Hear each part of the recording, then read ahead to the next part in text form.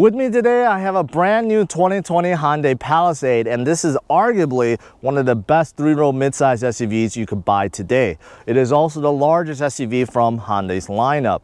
Now, the Palisade's corporate cousin, the Kia Telluride, it is a fantastic SUV. I already reviewed it and fell in love with it. However, the Palisade's a little bit different. Even though this shares the same platform, engine, transmission, and other things, Hyundai made sure to differentiate this from a Telluride, with cosmetic stuff on the outside, little changes on the inside, and how it drives. So in this review video, I'm gonna let you know everything there is to know about this brand new Palisade, including how it stacks up against the Telluride, so you can decide if this is the right midsize SUV for you. Stay tuned. Starting with the exterior, the Palisade certainly looks different from a Telluride and pretty much any other crossover SUV. The front end looks round and angry. There's a large grille surrounded with chrome, and there's a lot of chrome on the lower bumper as well. The usual spots for headlights, well, they're not headlights. They're actually turn signals and daytime running lights. The projector headlights are actually down below on both sides where fog lights would normally be. Higher trims like this Limited gets the LED treatment. Now the side profile looks like a large three-row SUV. There's a tall roof, high belt line, and has big chiseled panels. You have chrome window surrounds that match the integrated roof rails. The good-looking 20-inch wheels that you see here are optional on the SEL, standard on the Limited. The base trim gets 18-inch alloy wheels. The back of the Palisade reminds me of a Telluride. It has the same overall shape, and you do see that dual chrome exhaust only on the right side. Palisade letters is spread across the middle, and higher trims like this one get LED taillights. As for cargo room, there's plenty of it. Look at how much room is behind the third row, and in terms of overall cargo room, this is one of the best in the class. Underneath, you have a lot of hidden storage. On the left side, you have a 12V outlet, as well as power controls to fold down the second row and to fold down and lift the third row. However, it does take a good 10 seconds for the third row seats to either fold down or up.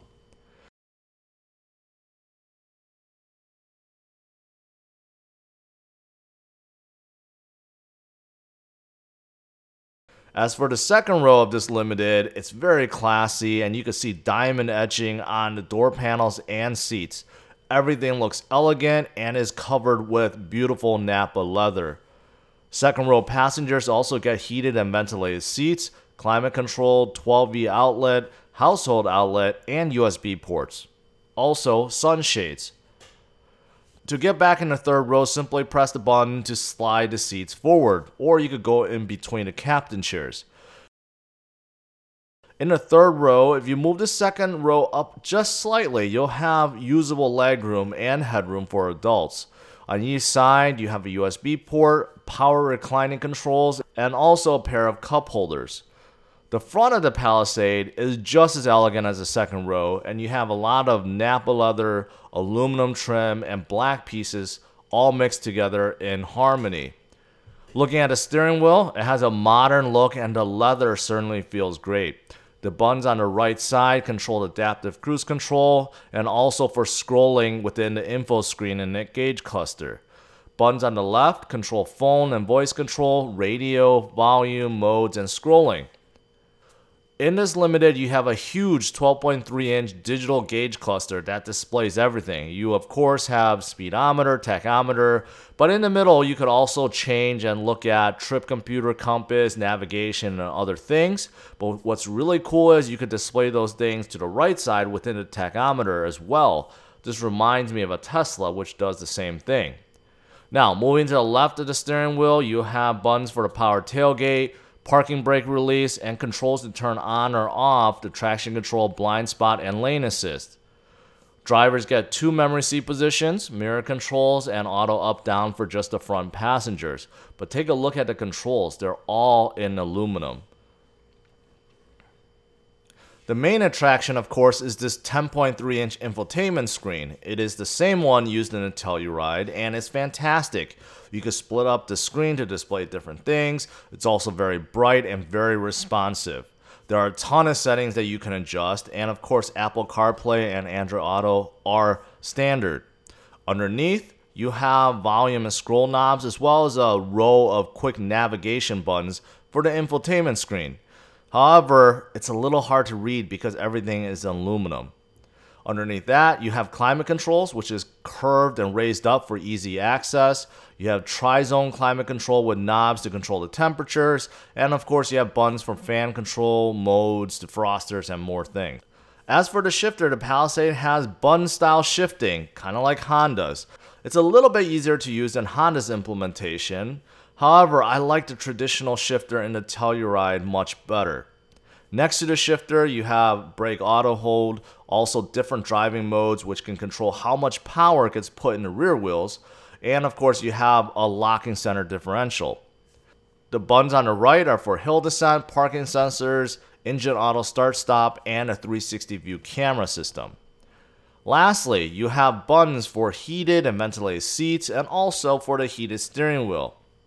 Inside the center console, you have a USB port and a place to wireless charge your phone. You also have two cup holders which uniquely fold away in case you wanted more space for things. That's pretty cool. And then underneath the armrest, you also have two more 12V outlet and a lot more room for your things. Now moving on top, you do have home link buttons, you have SOS, light controls, and of course controls to the dual sunroofs that you'd get in this Palisade Limited. One for up front and one for the rear passengers.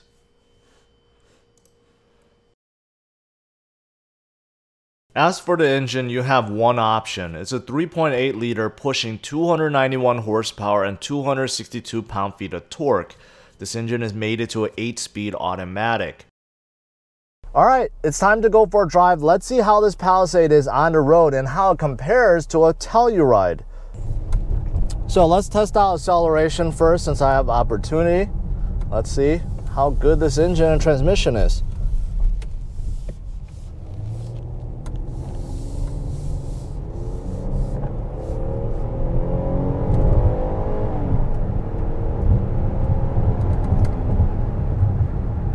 It's pretty strong engine. Up to 40 was pretty good, and then 40 to 60 got a little bit slower, but overall this 3.8 liter mated to a 8-speed does its job. It's not the quickest SUV, but it's more than adequate. So fortunately, I had this Palisade for a few days now, more than my usual cars that I borrow for review. So I drove this Palisade around town with the kids doing errands. I have a really good idea of how this Palisade drives and how it compares to the Telluride. So let's start with just how it drives overall. It's fantastic. Hyundai did an excellent job making sure the on-road manners is as good as it gets. And not only is it great and fantastic, I should say, for a midsize SUV, this rivals luxury midsize SUVs. Honestly, this is an impressive ride. Let's start with just the seats, driving position. I like these seats. These are kind of sporty in a way where the bolsters are holding your back, but they're not too tight, but they still have a soft feel. So I feel like these are really good seats that I could sit for a long time. The driving position is excellent. The hood, I will say, it's a little bit high. So those of you guys on the shorter side, you want to see well over hood, definitely you can move your seats up. But I like this driving position. The windows are big, very big. Front windshield, even rear window, nice and big. Nothing is blocking it. The side windows are also very big. Blind spot is also very small, and plus you get blind spot monitoring, not really a problem. Now, two of the things that you notice right away, at least for me, is the throttle and also the steering, which in both cases are fantastic. I think when you first test drive a car, what you notice, besides just the visibility of driving position, is how the throttle is, right, in terms of acceleration, and also how good the steering is, right? And I picked up on those two things right away. I feel like the throttle in here for acceleration is about as good as it can get. It's very linear. It has a nice feel to it, and the Palisade accelerates very well at low speeds. It has plenty of low end grunt. The throttle feeling for acceleration is a little bit better and smoother, and power comes out a little bit stronger than the Telluride. Now, in terms of steering, I love this steering. It has a good weight to it, but the Telluride, I felt like it was a little bit too heavy. So around town, you're getting groceries, you're making your way to a tight parking spot at Target or wherever. I could see how over time some people may feel like that's a little bit too much. This Palisade steering has been lightened up just slightly. I can feel it, but it still has a great feel. Makes me feel like I'm connected to the Palisade, and it's very precise and has a good heft. Now, in terms of overall quietness, it's very quiet in here. I did test out this Palisade on the highway where I was going about 60 plus, and I did hear a little bit more, of course, when you're at higher speeds, a little bit more wind noise and stuff, but overall, when you're cruising around town, 20, 30, 40, 50 miles per hour, there's almost nothing. Like there's no noise in here. Now, in terms of space, you get a ton of it, and that's because this is a huge 3-row, yes, midsize SUV. I don't know what specifications to classify a full-size SUV, but this should really be a full-size SUV. This is wide, really wide. So recently I've tested out a few other 3-row SUVs, such as the Highlander extensively, and also like the Subaru Ascent and a few others, but they were nowhere near the size of this. This is huge, and you feel it. This is not one of those SUVs where they hide their size well. You definitely feel it. When you're sitting here, you're sitting high up, which is good, commanding view, but the width, man, there's just so much width. It's like, this is as much as a minivan, and like I said, probably close to a full-size SUV. And same thing with the length. It's significantly longer than some of the rivals, which is why the 3rd row and cargo room is so good. Those of you guys that are looking for a lot of space, this is excellent. You get a lot of space. Those of you guys that want some space, for emergencies, but you don't always want to be driving something so big, this might not fill the bill because this is big. This is really big. Now, what are the differences between this and a Telluride? For starters, this digital gauge cluster. This is 12.3-inch gauge cluster, completely digital, and it is really nice. It looks good. It's very bright, and you can configure the middle part and within the speedometer, or tachometer I should say, you can configure what you want to see. So this is definitely different and an upgrade compared to the Telluride, and I like it. Number 2 is, and this is not necessarily a good thing, the shifter. The shifter in the Telluride is regular shifter, up and down. You don't relearn it. I like that feeling. This is push button, kind of like Honda, but I feel like this is done in a better way than Honda's push button shifter. Although still, you got to get used to it, but I could see how this lines up or matches up with the rest of the design language in here. So I could see that it's better than some of the others, but still, me personally, I prefer the shifter and a Telluride.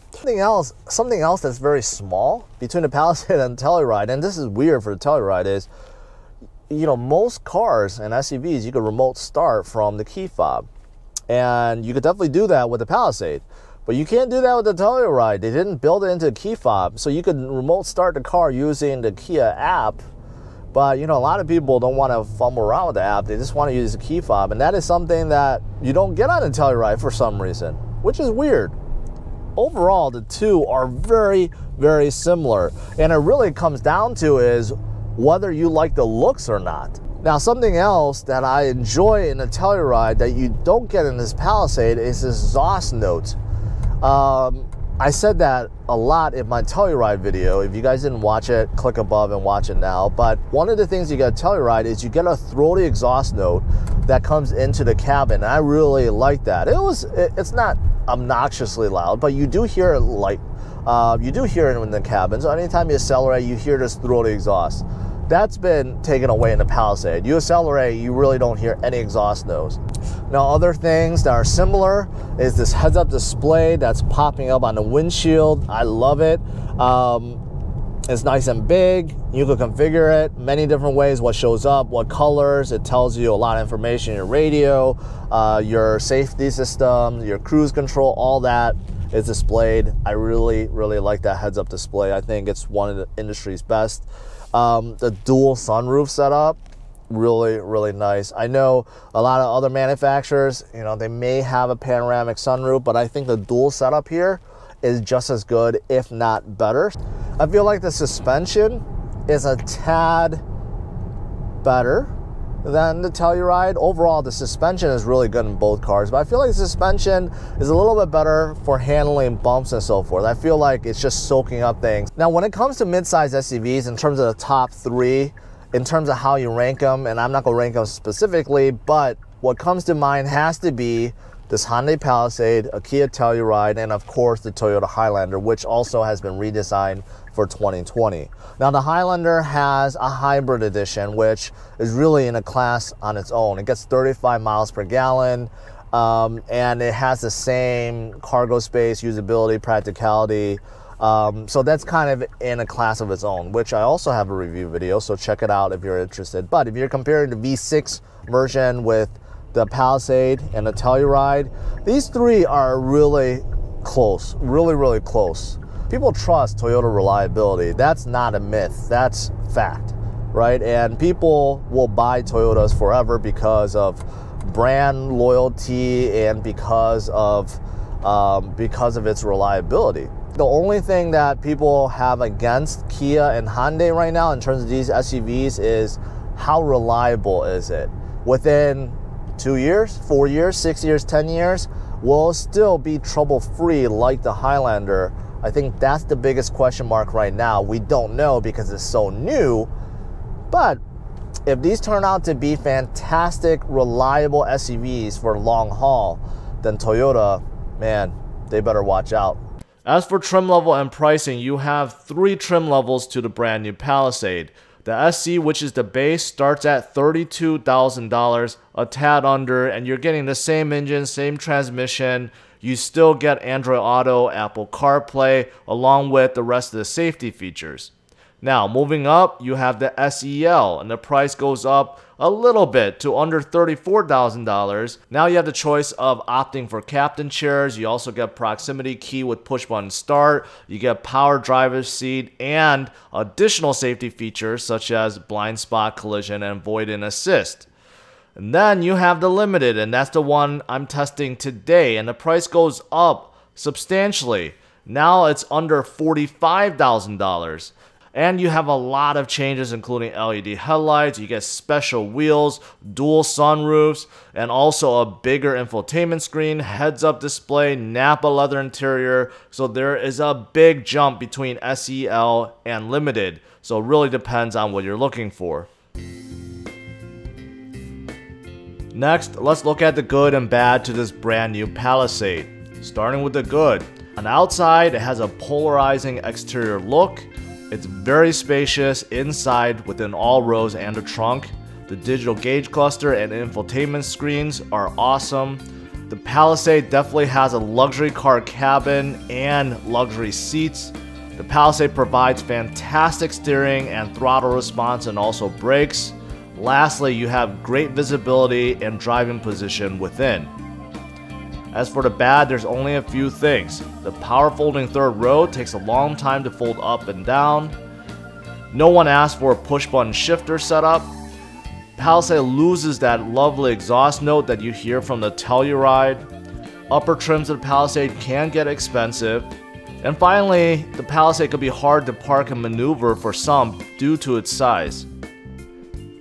To conclude, the Hyundai Palisade is a fantastic 3-row midsize SUV that rivals luxury SUVs in terms of cabin quality, features, and comforts. The Palisade is neck and neck with the Telluride, so it'll come down to the small differences and which exterior look you prefer. The Palisade, in my opinion, is the best midsize SUV you can get today, and that is why I'm giving it a score of 106. See how the Palisade compares with others in this very competitive class at driversonlyrankings.com. Make sure you hit the like and subscribe to the channel and check out these other videos.